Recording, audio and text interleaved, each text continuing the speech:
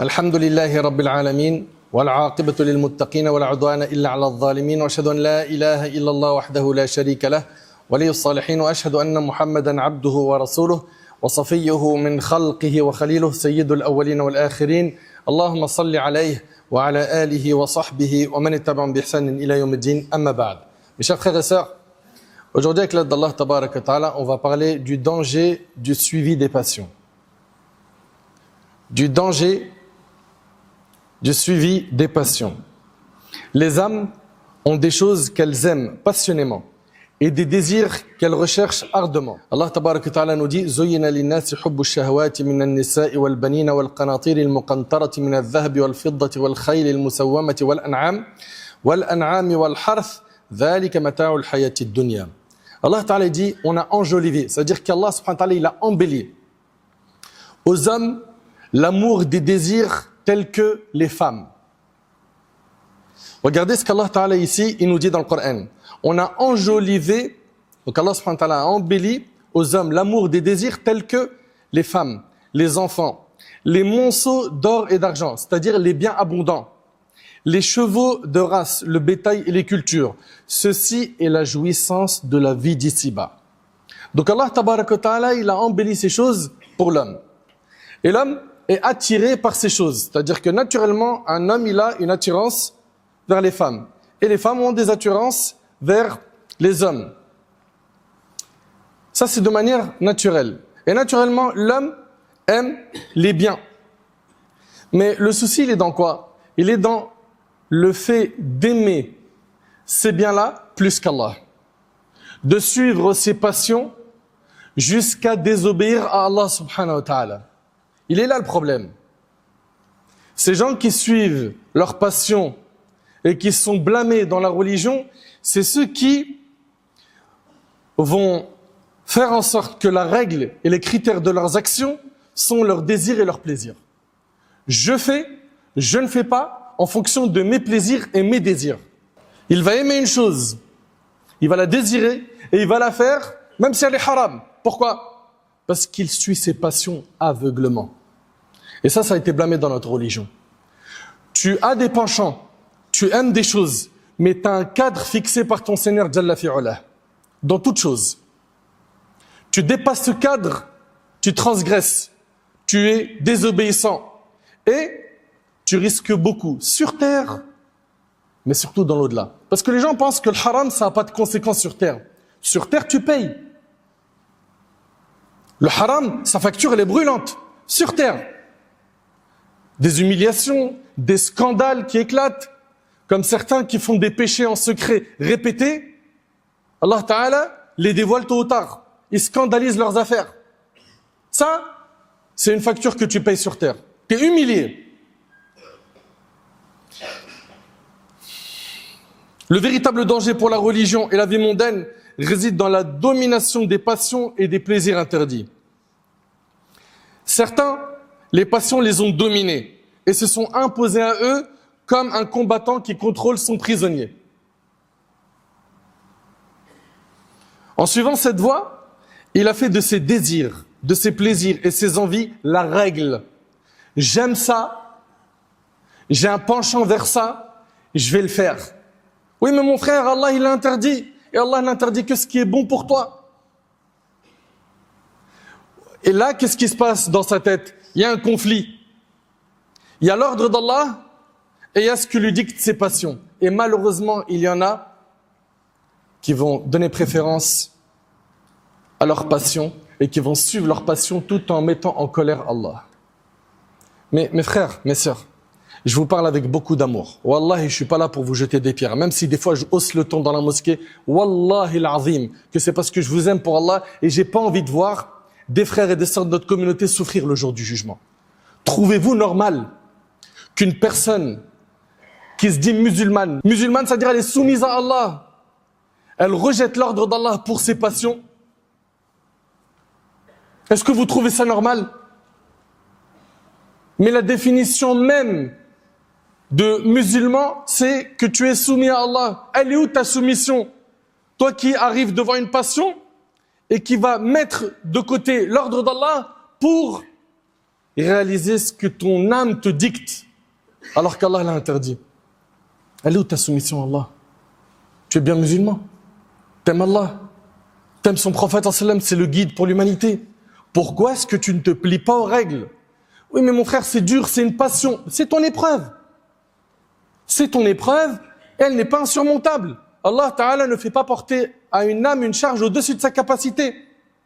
Invoque Allah, rapproche-toi de lui, fréquente des pieux, apprends ta religion, rapproche-toi plus d'Allah. Tu verras que cette passion haram, tu verras que tu réussiras à t'en détacher.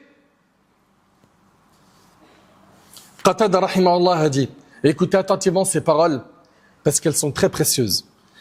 Cet homme parmi les pieux prédécesseurs a dit, quand un homme se laisse guider par ses désirs et satisfait toutes ses envies, sans être freiné par la piété ou la crainte d'Allah, c'est qu'il a fait de ses passions une divinité qu'il adore.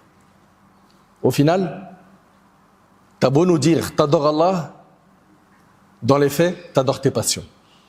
Je sais que c'est dur à entendre. Je sais. Mais il va falloir que tu l'entendes. Je répète, Qatada rahimahullah dit, quand un homme se laisse guider par ses désirs et satisfait toutes ses envies sans être freiné par la piété ou la crainte d'Allah, c'est qu'il a fait de ses passions une divinité qu'il adore. Allah tabarak wa ta'ala nous dit, Ara'ayta man ittakhadha ilahahu hawah, afa anta takunu alayhi wakila. Vois-tu celui qui a pris ses passions pour divinité? Ça veut dire quoi? Ça veut dire qu'il fait tout ce qu'il désire, tout ce qui lui semble bon, même si Allah l'interdit. Même si c'est interdit dans la sunna. Vois-tu celui qui a pris ses passions pour divinité?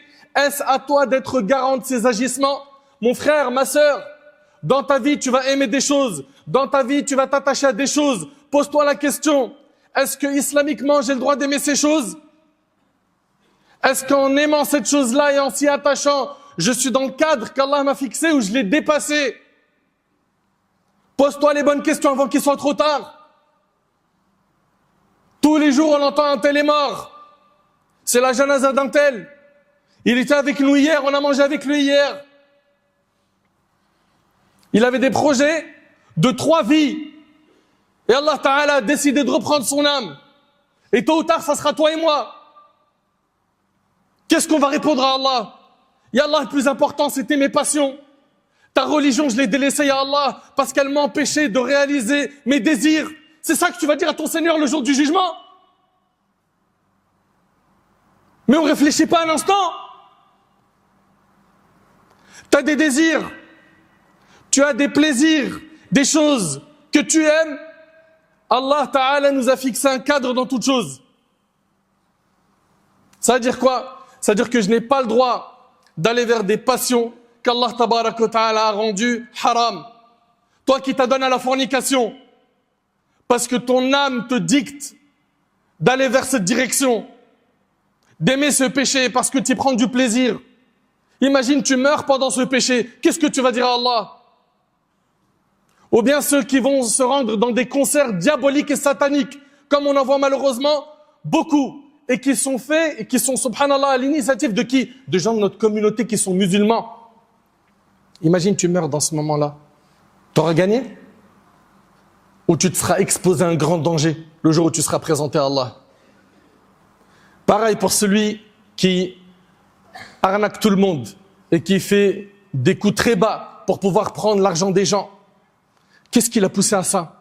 C'est qu'il ne veut pas entendre parler de Qala Allah, Qala Rasul alayhi salatu wasalam. Il suit donc ses passions. Toute personne que tu rappelles à l'ordre en lui disant Allah a dit, le prophète sallam a dit, et qu'il ne t'écoute pas, c'est quelqu'un qui a décidé de suivre ses passions. Allah Ta'ala a dit, vois celui qui a pris ses passions pour divinité. Allahu Akbar. À ce point-là, l'ordre d'Allah n'a plus de valeur dans ton cœur. À ce point-là, ce que le prophète sallam nous a demandé de faire ou de ne pas faire, ça n'a plus de valeur. Mais tu penses que tu vas vivre combien de temps sur terre? Tu penses que tu es éternel? Tu es à l'abri d'être touché par une épreuve? Toi qui es loin d'Allah, qui désobéis à Allah, qui suis tes passions de manière haram. Tu es à l'abri qu'Allah te frappe d'une punition sur terre? Et n'as-tu pas peur de la rencontre avec Allah Azza wa Jal le jour du jugement? Certains pieux prédécesseurs ont dit, la pire divinité adorée sur terre est la passion. Si tu recommandes à quelqu'un d'avoir recours au livre d'Allah, à la sunna de son prophète, mais que ce dernier ne prend pas en compte ce conseil, voici ce que signifie son refus. Il est dans le verset. فَإِنْ لَمْ يَسْتَجِيبُوا لَكَ فَاعْلَمْ أَنَّمَا يَتَّبِعُونَ أَهْوَاءَهُمْ وَمَنْ أَضَلُّ مِمَّنِ اتَّبَعَ هَوَاهُ بِغَيْرِ هُدًى مِنَ اللَّهِ. Allah tabarak wa ta'ala dit, mais s'ils ne te répondent pas, Allah s'adresse au prophète, sache qu'ils ne font que suivre leur passion. Ils veulent pas du Coran, ils veulent pas de la sunna. Allah ta'ala il dit, sache qu'ils ne font que suivre leur passion. Et Allah il nous dit, qui est plus égaré que celui qui suit ses passions sans aucune direction venant d'Allah. Allahu Akbar. Allah ta'ala dit, وَمَنْ أَضَلُّ مِمَّنِ اتَّبَعَ هَوَاهُ بِغَيْرِ هُدًى مِنَ اللَّهِ Inna Allah la yahdi al-qawm adh-dhalimin. Qui est plus égaré que celui qui suit ses passions sans aucune direction venant d'Allah.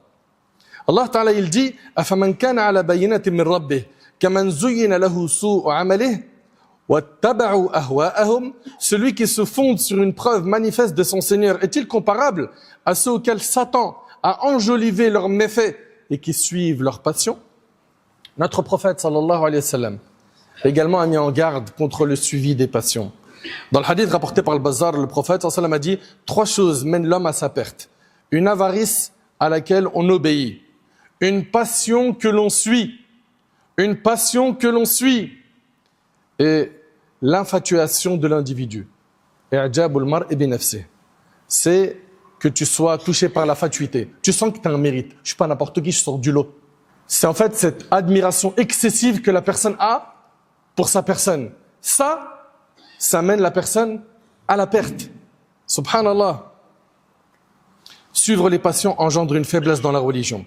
Suivre les passions fragilise la croyance. Suivre les passions, c'est une dégradation des mœurs. Suivre les passions, c'est le fait de pencher vers les péchés et les fautes. Et également, c'est une absence de retenue face aux interdits. La passion suivie est une fausse divinité que les gens adorent depuis des temps anciens. Ils ont pris comme Seigneur leur passion. Ils écoutent ses paroles, obéissent à ses ordres et suivent ses inspirations. Le prophète sallallahu alayhi wa sallam dans le hadith rapporté par Ahmed a dit « Ce dont je crains le plus pour vous, ce sont les désirs égarants. Ces désirs qui vont égarer, liés à vos ventres et à vos parties intimes,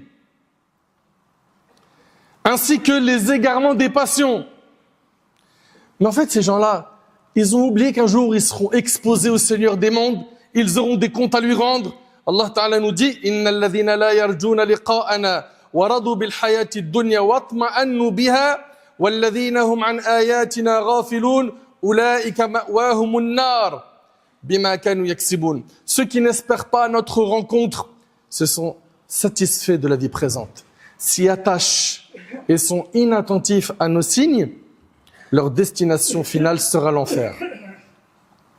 Leur destination finale sera l'enfer pour prix de ce qu'ils ont commis. Allah Ta'ala dit, ceux qui n'espèrent pas notre rencontre se satisfont de la vie présente, ils sont satisfaits de cette vie, ils s'y attachent, ils se préparent pas pour l'au-delà, pour eux ils ont tout misé sur la vie d'ici-bas et sont inattentifs à nos signes. Leur destination finale sera l'enfer. Allahu Akbar. Et aujourd'hui, malheureusement, le suivi des passions se voit énormément dans quoi? Dans l'argent. Un tel va prendre riba. Pourquoi? Parce qu'il suit ses passions. Il ne veut pas du cadre fixé par la religion. Un autre, il va voler l'argent d'un tel. Pourquoi? Pour suivre ses passions. Pour avoir plus d'argent. Parce qu'avec cet argent, je vais pouvoir avoir une belle voiture. Et cette belle voiture, je vais pouvoir me la raconter. Montrer que moi aussi, je vis. Ils sont tous là à chercher à faire leurs preuves envers leurs amis. À croire que tes amis, tu as des comptes à leur rendre le jour du jugement. Tu réfléchis pas? Tout ça, pourquoi? Pour que les gens disent, tu as des comptes à leur rendre. Ils vont te juger le jour du jugement.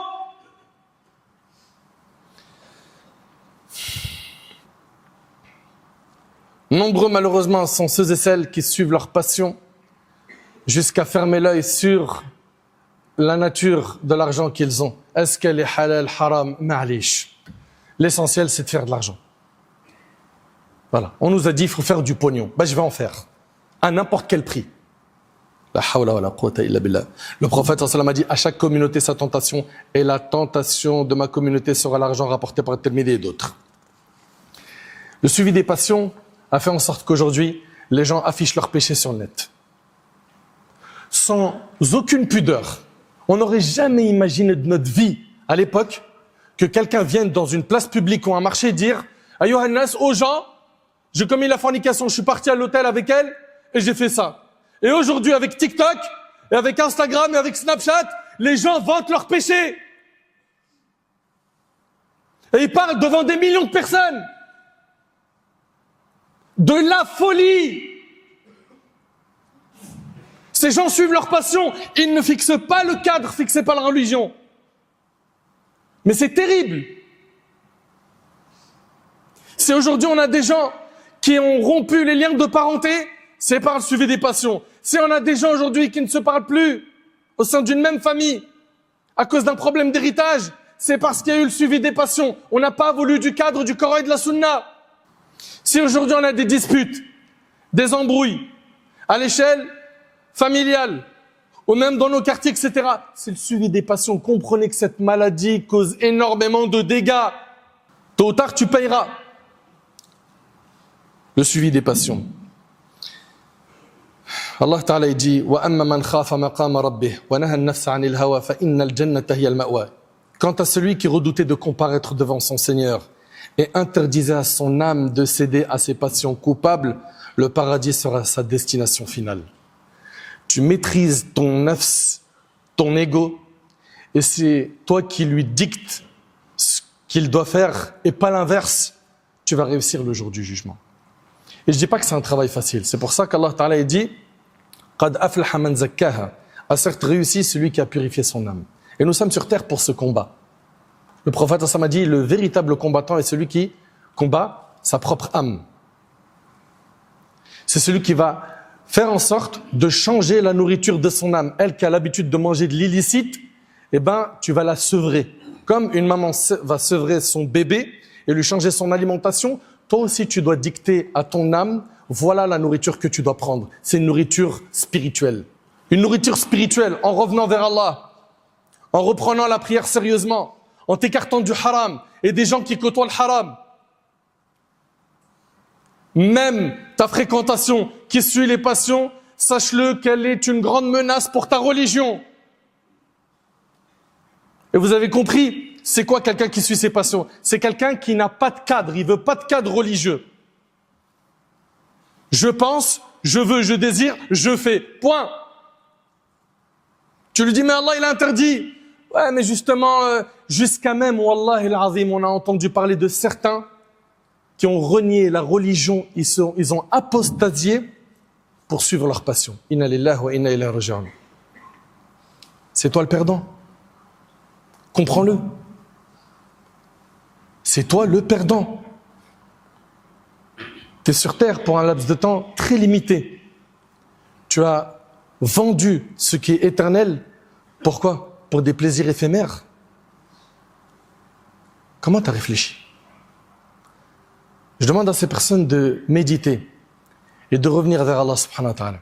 Et si un jour tu as été déçu par les humains, par leur comportement, ils t'ont dégoûté, ils ont été trop durs avec toi, c'est vrai que c'est quelque chose qui est difficile à encaisser.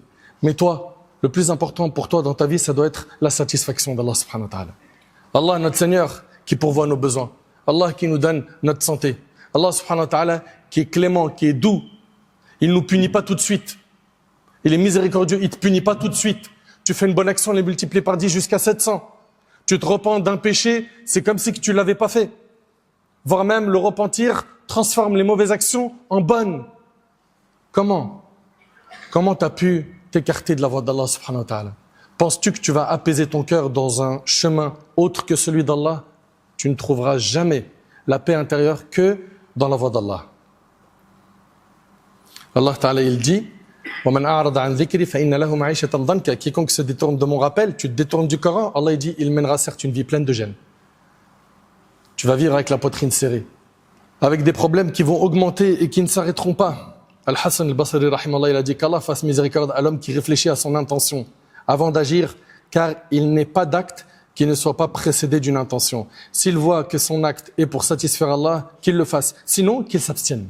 Donc, la première des solutions, mon frère ainsi que toi, ma sœur, c'est que tu aies la volonté de changer. Il faut que ça occupe ton esprit, cette volonté d'être quelqu'un de meilleur. Et ça va démarrer par quoi? Par le fait que tu actives cette volonté, comme si tu appuyais sur le bouton de l'interrupteur pour allumer la lumière. Si tu n'appuies pas sur ce bouton, pense pas que quelqu'un va le faire pour toi. Mais bouge, change, deviens quelqu'un de meilleur. Pense au jour où tu seras devant ton Seigneur Azza wa Jal, qu'est-ce que tu vas lui dire? Ya Rab, j'ai suivi mes passions, j'aimais trop mes passions, j'étais passionné de femmes, passionné d'argent, ou l'autre j'étais passionné d'hommes. Dans le haram, sans le cadre. Le prophète sallallahu alayhi wa sallam, il a dit, il n'a pas été constaté pour deux personnes qui s'aiment une chose meilleure que le mariage. T'es amoureux, le cadre il est fixé dans la religion. Le mariage. Chaque fois qu'Allah Ta'ala interdit quelque chose, il y a une alternative. Et malheureusement, Shaitan en a piégé plus d'un. Et ils sont dans l'autoroute des passions et ils regardent ni à droite ni à gauche. Jusqu'à quand? Jusqu'à l'accident. L'accident, c'est soit une épreuve douloureuse, forte, qui va le toucher sur terre, soit c'est l'ange de la mort qui vient prendre ton âme et tu n'as pas eu le temps de te repentir. Et dans la tombe, c'est pas un trou noir, c'est la première station du jour du jugement. Si ça se passe bien, tout ce qui va venir après sera facilité, et dans le cas contraire, ça va être difficile dans la tombe.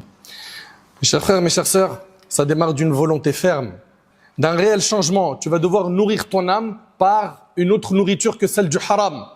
Et pour ça, il y a les invocations, il y a le changement de fréquentation, il y a le fait de ne pas mettre en colère tes parents parce que leurs invocations sont très bénéfiques. Il y a le fait que tu te prives du haram et avec le temps, tu verras, bi'idhnillah azza wa jal, que plus tu vas t'écarter du haram, plus ton cœur va rayonner par la lumière de la foi. La chose, elle n'est pas impossible. Alhamdulillah, vous avez autour de vous des exemples de jeunes et de moins jeunes qui ont pris le chemin de la religion et qui sont épanouis. Pourquoi tu ne serais pas le prochain à monter dans le wagon du repentir et de la piété? Qu'Allah tabarak wa ta'ala fasse de nous des pieux, qu'Allah subhanahu wa ta'ala nous réforme, qu'Allah tabarak wa ta'ala améliore notre situation, qu'Allah subhanahu wa ta'ala nous accorde une bonne fin.